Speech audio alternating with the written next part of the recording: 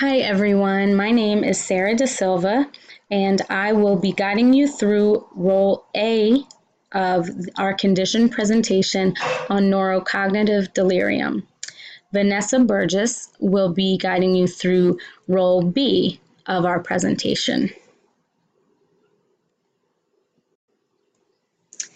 Neurocognitive delirium is grouped within a larger set of disorders, generally called neurocognitive disorders. All of these disorders are characterized by decline in functioning that was not always present. So someone who is operating at a baseline of functioning, whatever that may be for that person, there's a sudden onset and there's a decline in that functioning that didn't exist prior. According to the DSM-5, in order to be diagnosed with delirium, one must meet the following criteria. So the first criteria, and the main one, is a disturbance in attention and awareness. So a reduced ability to direct, focus, sustain, and shift one's attention, and a reduced orientation to their direct environment. So this can include confusion, disorientation, things like that.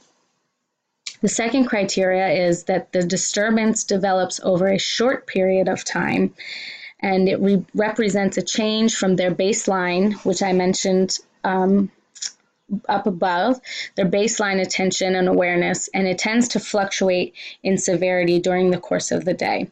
So this disturbance can, usually it can last a few hours up to a few days to a week. And it has been said that oftentimes the symptoms become more severe at night. The third criteria is an additional disturbance in cognition, which may be loss of short-term memory, disorientation, loss of language or disorganized speech or perception. Some people may hallucinate or hear voices.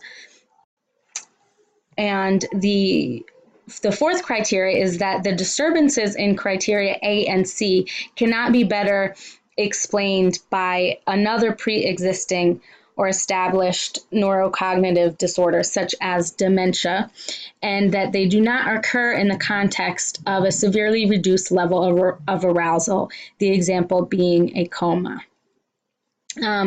According to the DSM, there is evidence from history, physical examination, and laboratory findings that delirium often can be a direct physiological consequence of a prior another medical condition or acute illness, as well as substance intoxication or withdrawal, or exposure to a toxin, or it can be due to multiple etiologies.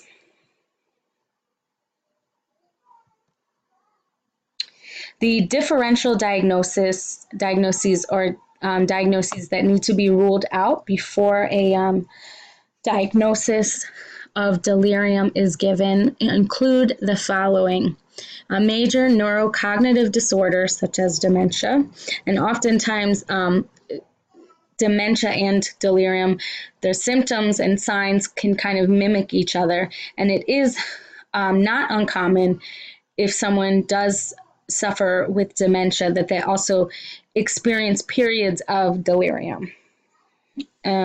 Substance intoxication and withdrawal, medication-induced delirium, delirium due to another medical condition, delirium due to multiple etiologies, a primary psychotic disorder such as schizophrenia or schizoaffective disorder, a primary bipolar, depressive, or anxiety disorder, acute stress disorder, or post-traumatic stress disorder. Delirium also can be categorized as acute, persistent, hyperactive, hypoactive, or a mixed level of activity.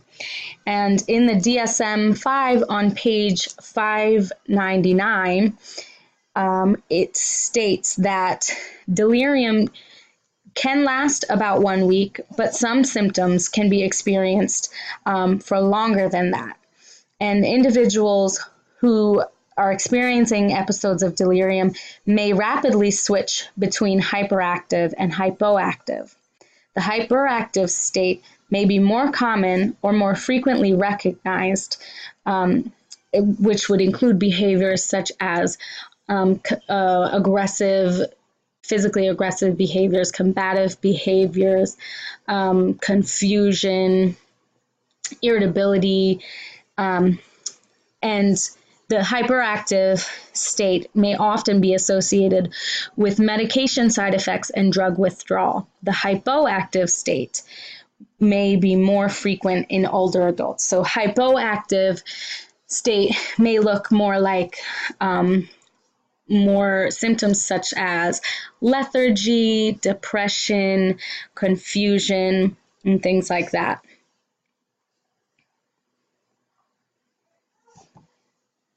Some additional signs, symptoms, and behavioral manifestations of delirium include the following: hallucinations, agitations, disturbed sleep habits, which can include a reversal of day and night. So, which is why oftentimes it is said that symptoms can become much more severe at night, because oftentimes people will at nighttime feel like it's during the day, and those times will be reversed. So their sleep habits become severely disturbed. Lethargy, combative behavior, confusion, disorientation, disorganized thinking, and disorganized speech.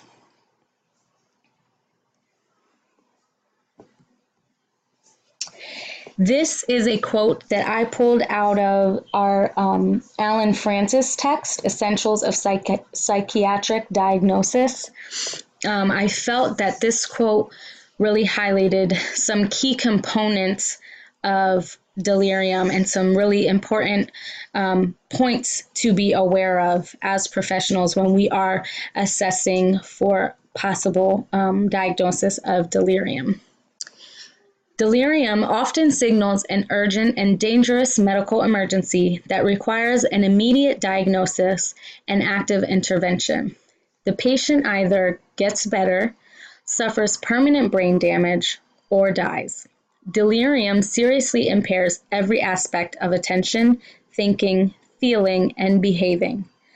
Consciousness becomes clouded, attention is spotty, and the patient is distractible, confused, and unable to focus.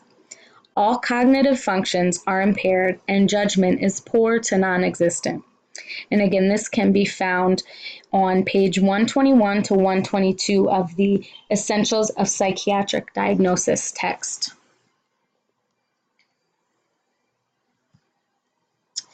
I chose this video, the following video, because I felt like it really provided a accessible and understandable explanation of delirium. I enjoyed this video because I enjoyed just the visual aspect of it, as well as it being a really good snippet of just the a summary of delirium. It's 7 minutes long, but you really learn a lot in those 7 minutes, and you kind of get a great, pretty detailed overview of the disorder itself. So I hope that you all enjoy watching that, and I hope that you gain some more understanding of delirium through this presentation and through the videos. Thank you.